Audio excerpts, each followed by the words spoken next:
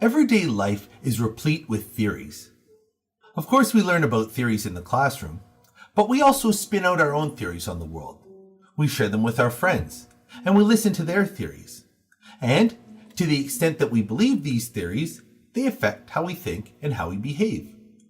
But how can we differentiate stronger from weaker theories? In this video, I'll explain how to probe theories by breaking them into two parts: concepts and relationships.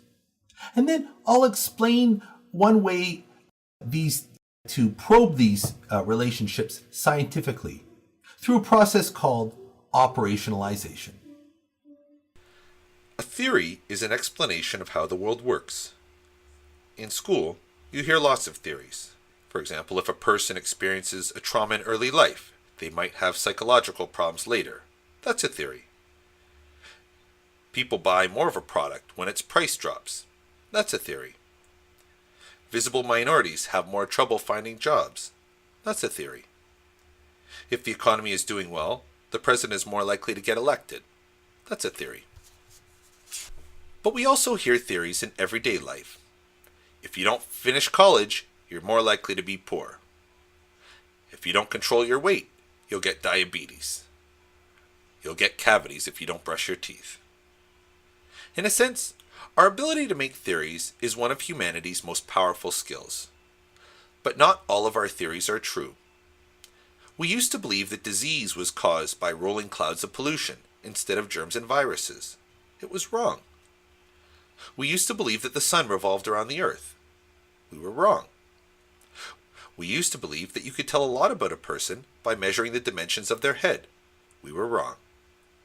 These are all examples of obviously bad theories. But how can we tell if a theory is strong or weak in less simplistic situations? If you want to test a theory scientifically, then you have to understand what a theory is made of and how this testing process works. A theory has two parts: concepts and relationships. Concepts are abstract ideas or labels that we use to describe things that we confront in real life. Race is an example of a concept. In reality, there are no fixed races. As a society, we attach a lot of importance to race, and we have to simplify it so we can think about it and talk about it. We understand the world through a lot of simplistic concepts: gender, justice, safety, beauty, intelligence, and so on. Concepts are simplistic labels that we use to organize the world around us in our own minds and in our discussions. Theories link two or more concepts together in a relationship. A relationship is a connection between concepts. A change in one concept is theorized or speculated to affect another. One way to simplify a theory is to draw a picture like this. The circles are concepts, and the arrows are relationships. When we draw an arrow, it goes from the cause to the effect. Let's try this in concrete examples. Think about our earlier theories. If you don't finish college, you're more likely to be poor. There are two concepts: college graduation and the risk of poverty. This statement assumes that our completion of college affects our risk of poverty. In this situation, the relationship is probably negative. If you complete more college degrees, your risk of poverty fails. If you complete fewer, your risk rises. Example number 2. If you don't control your weight, you'll get diabetes. Body weight is thought to influence our risk of diabetes. This is probably a positive relationship. If your body weight is higher, your risk of diabetes is higher. You'll get cavities if you don't brush your teeth. The concepts are toothbrushing and getting cavities. Is the relationship positive or negative?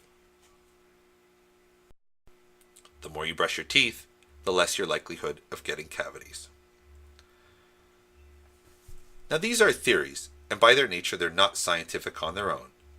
Where does science enter the picture? Well, we use science to test theories, and those tests are done by operationalizing our theory. The idea of operationalization is taking an abstract concept and translating it into measurements. If we measure our concepts and see that these measurements are related, then we have evidence that the concepts are related, and thus that the theory has justification. For example, if you don't finish college, you're more likely to be poor. We might measure college degree through a survey question that asks, did you graduate college? Yes or no. How can we measure whether or not people are poor?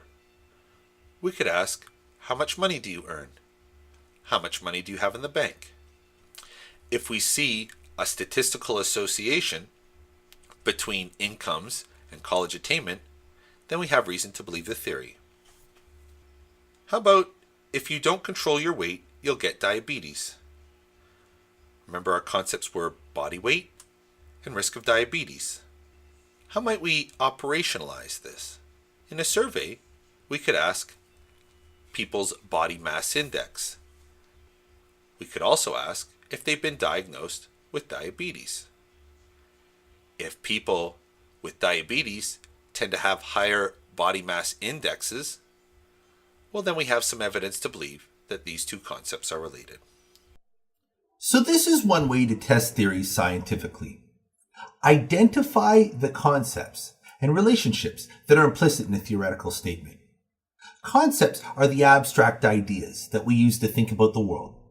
Relationships are connections between concepts, how we think a concept might influence others.